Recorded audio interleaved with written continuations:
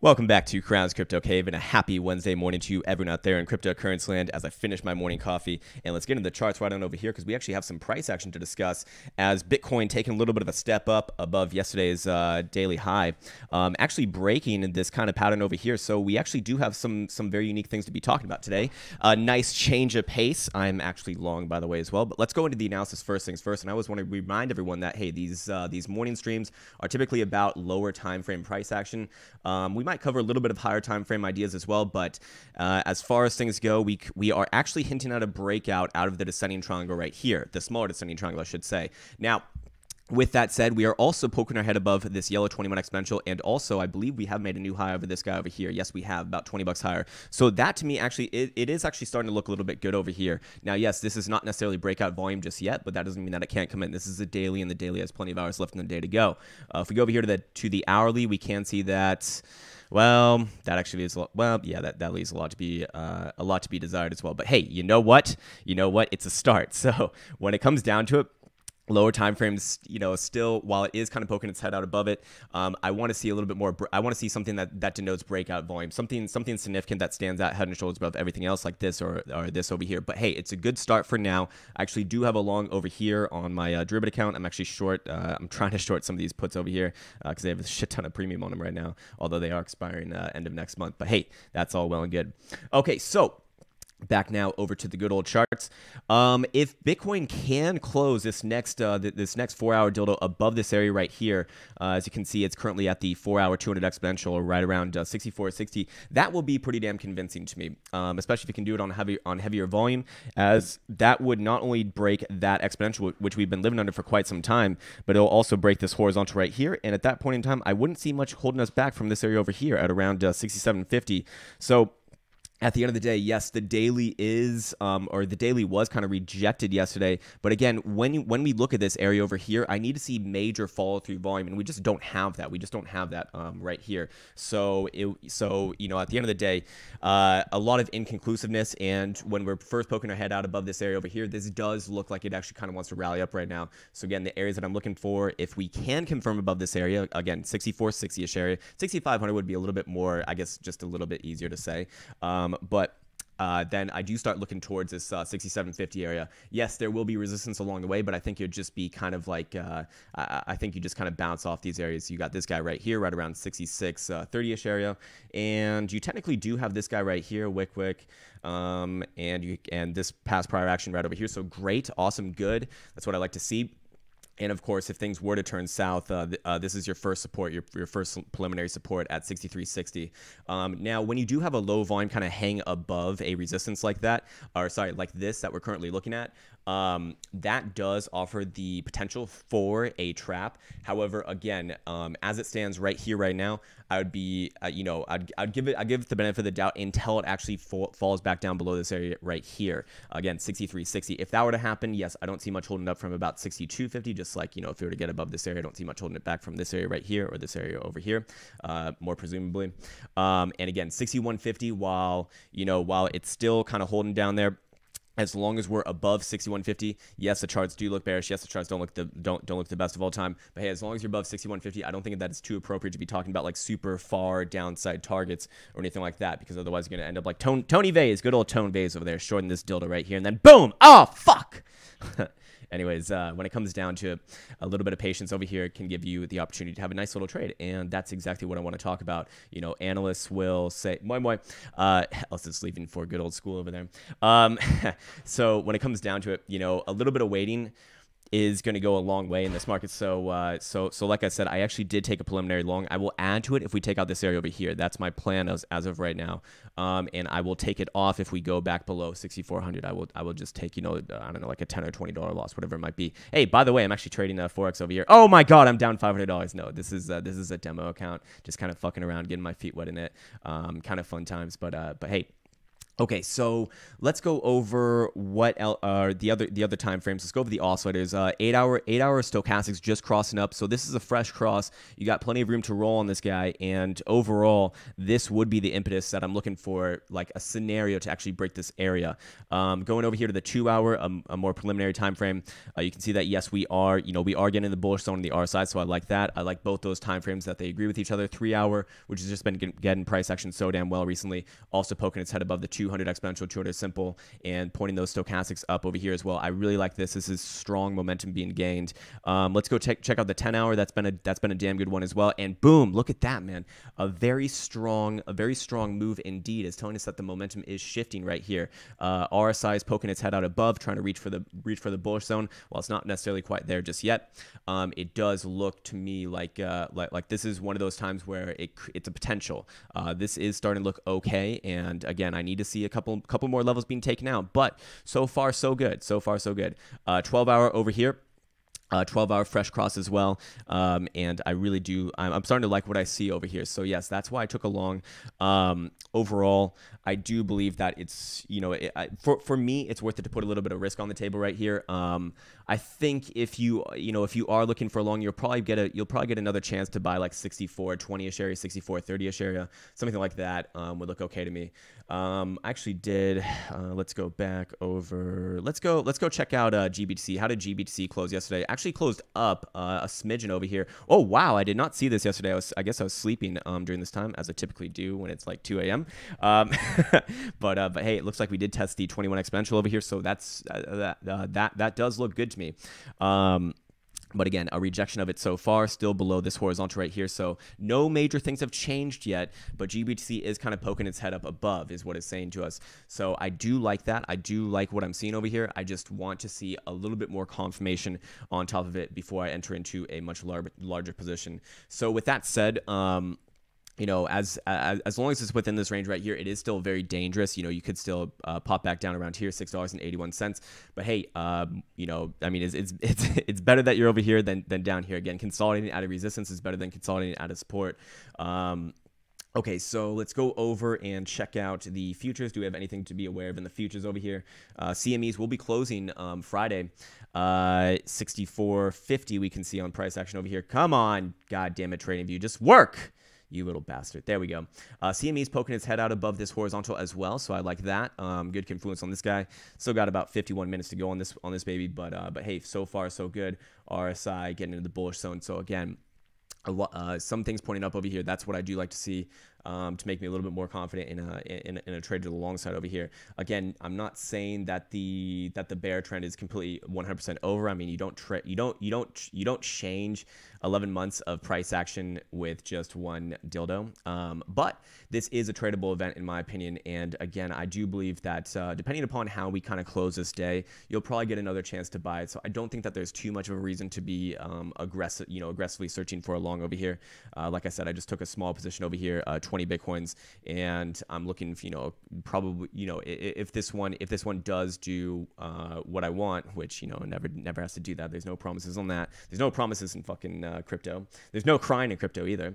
But hey, I'd be looking somewhere right around here, around 67-ish area, give or take a little bit. Okay, so let's go over and check out good old Butyrol over here. Good old Butyrol joining in on the fun.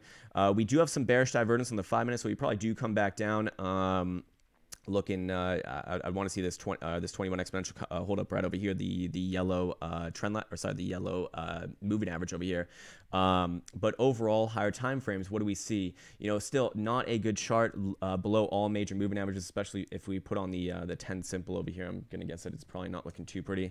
Yeah, you're actually still below it, even with this rally right here. But hey, at least kind of joining in with Bitcoin. If we put on the drawing tools over here, I do still look at this as a series of bearish events. We have the rising wedge over here, rising channel, boom, drop down, bear flag, and are we just coming back to retest this area? It looks like that's where we kind of wicked up this morning.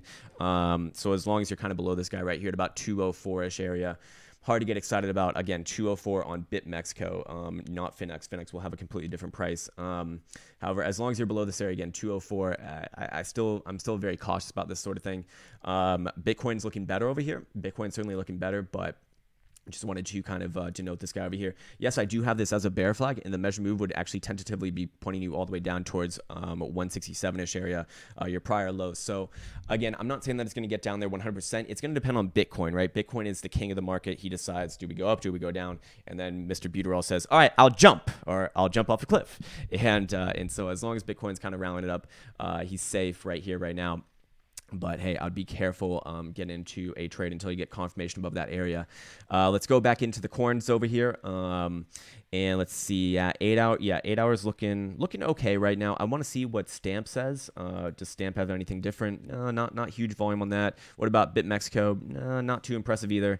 So again, it is a trappy-ish area if it wants to be, and that's really what I have to be very adamant about here is stating it is not, just like when people thought that you had a major breakout over here.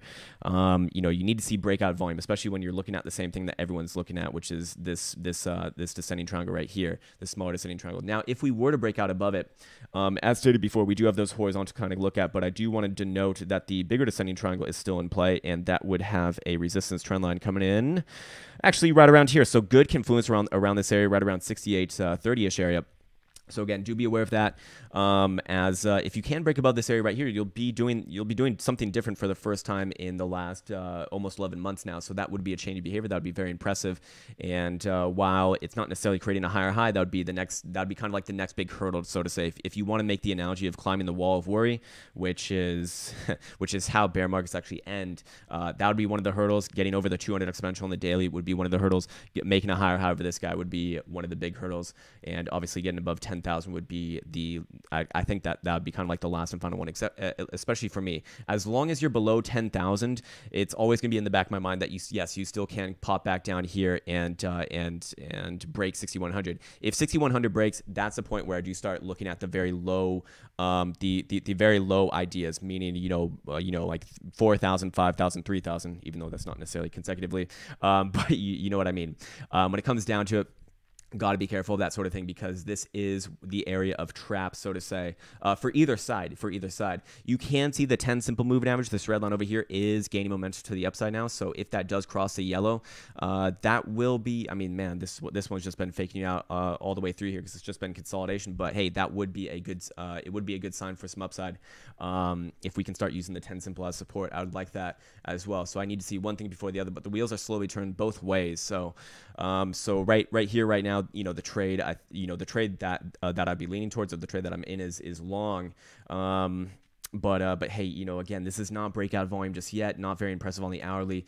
I need to see more. I need to see more. In fact, let's see if we have any sort of bearish divergence on the hourly. No, we don't. So that's good. Hey, no bearish divergence on the hourly. What about the 30-minute?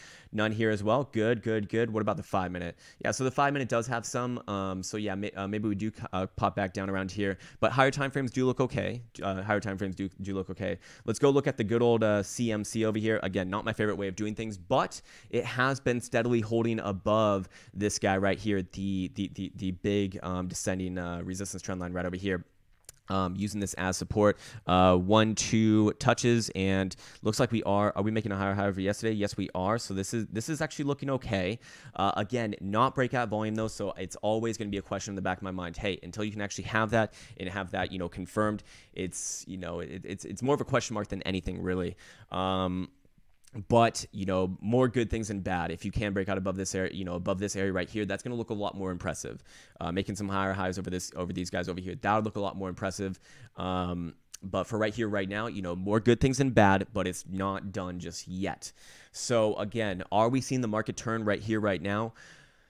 Well, we're seeing more good things than bad, but I'm not convinced just yet. Let's go check on Mr. Buterol. Mr. Buterol putting in some bearish divergence. So, hey, if you are watching this right here, right now, and you have some sort of like teleport type thing, well, time teleportation or whatever the fuck, you could probably take a little bit of a scalp short.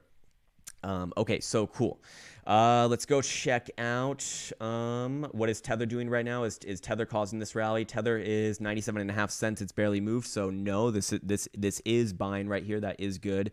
We do have information though that when Tether, and why I'm even talking about this is because we do have information when Tether actually falls, Bitcoin pumps. This guy over here on last Monday, October 15th, when Bitcoin was basically pumping from like 6,400 to 77 or 7,800 on Finex, was basically Tether just collapsed half seen for that day. And, why does that happen? Well, the price of Tether in relation to Bitcoin is going to be, the price is going to be more to respect the difference between the price of Tether and the US dollar. And then, people start getting liquidated. So it gets forced up even more. So then the arbitrage box kick in there, say, oh, well, I can buy over here and then sell over there and then I can make more money. So then all the exchanges start to rise up. But hey, that is the mechanism by why it's happening and why it's worthwhile to have your eyes on this guy right over here. But hey, this rally going on right now is actually very interesting to me because you're not really seeing Tether move. Yes, there is a little bit of red, but it's relatively flat right here, around 97.5 cents. It's actually even gone up a little bit since yesterday. Yesterday it was like 97 and a quarter. So again, this would actually be more positive than most things right now. Again, this is, I think this is worthwhile right now. Like I said, I do have a long. This is just a starter position. Again, even on my demo account, I'm gonna wait. I do want to wait it out until I can have a little bit more confirmation. And I have basically covered my calls over here if they do go in the money. So I'm completely happy with that. And I'm shorts. I'm trying to short some of these puts, but no one buy this worthless shit from me. If you're watching this at a later time and date, please buy this from me. Alrighty, back now over here. Let's see what else we have to talk about. Let's go over the higher time frames just for a second over here and see if anything's changed. So we see in the lower time frames that things are slowly kind of changing around here. They're kind of getting interesting. Let's go to the 2-day. 2-day has a perfect test of the yellow 21 exponential. You are above this red 10 simple moving average, so good, but you're not making any sort of change behavior above this yellow 21 exponential. This is the 2-day, by the way. We will be getting a new tick tonight, so I want to see how the stochastics react. But RSI is using the exponential as support. That's good. And if we can blast above and close this next dildo above the yellow 21 exponential, that would be interesting. But right here, right now, no change behavior on the 2 days. So the higher time frame is still relatively unchanged. You still do have the 2-day dildo death cross, not good. If we go over to the 3-day, again, nothing's changed on the 3-day at all. You're still below all major moving averages. 3-day stochastics are pointed up, so that is good. You do get a new tick later tonight, so that'll be interesting to see. But again, as long as you're below this yellow 21, which is around 65.50, it's very difficult to love. Going over here to the weekly. And let's actually go over here to good old Stampers.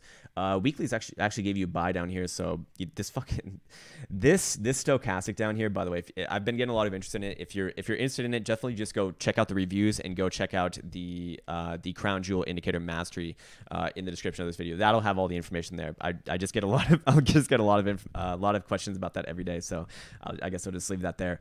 But it actually did tell you to buy this guy right here, interestingly enough. Although I'm not sure if I would agree with it if we do start breaking out, then it's not to be trusted there. The RSI is better for that one. Stochastics, weekly stochastics still cross down, but are losing momentum. We do still have this very nasty cross on our exponentials over here, which to me is very, very powerful. Again, we only have one other example of this happening in Bitcoin's almost 10-year history, right over here in 2014. Right over here, you get the cross right there, and then you pop back up and test it. And look, you even tested a second time right here. So is that what's happening? Is that good English? No, but is that what is happening? Again, historical analysis is not like a one-to-one dildo type thing. No, not at all. That's very misleading. That's very naive to think. But what it can do is it can say, hey, if we're still respecting that area as resistance, then yes, it is still on the table. And we basically are seeing the inputs of the bots and the algorithms at play. What are they respecting and what are they not respecting? So far, we have information that this is a rejection over here, closing again below all major moving averages, below the 10 simple. In fact, today you haven't even got up to it at 65, 50-ish area. So again, do be aware of the higher time frames. Nothing's changed there. Lower time frames are looking okay. Lower time frames look like they want to pump more. I would actually say I'd go as far as saying that. So again, what am I looking for to be a little more confident in this whole setup right here, right now? I want to see major volume. I want to see, let's go back on over here to GDAX. I want to see major volume pouring in. I want to see something similar to this guy over here, or this guy over here, and preferably more if you're going to dig yourself out of this area right here, which everyone's fucking looking at. If we put back on the drawing tools and close above the 200 exponential, this horizontal right here at 64, 60-ish area on a 4-hour dildo, which closes in the next 2 hours and 39 minutes. So again, be aware of this sort of thing over here. Be aware, because if we fail, again, it just offers up the opportunity for a trap. Like I said, I am long. I had to take a defensive long because, well, that's what trading is. But hey, if you do fail to poke your head up above here, you will create a little bit of divergence on the RSI. It looks like, so again, we need to see it close above here, heavy volume, and then yes, I do start looking towards 66.50, 67.50, maybe even this area up around here. By the same token, it does offer up the chance for a trappy trap. If that were to happen, then you'd be denoted by that, or sorry, you'd be notified by that if Bitcoin were to fall back below 63.50-ish area, back below this horizontal right here. At that point in time, the next support I'd be looking for is this guy right around here, right around 62.50, and if that one were to break, then 61.50 as well is where I'd be looking towards. At the end of the day, be aware of these big levels, because the higher time frames have not changed. The lower time frames do look good. I think it's worth taking a starter position, but I will be very quick to get out of this position, just like I was very quick to get out of the short position that I was in yesterday right over here, because, well, that's what trading is. All right, so that's going to do it for this morning stream. I will be back on a little bit later, and look forward to seeing you guys there. Take care, and I'll see you soon.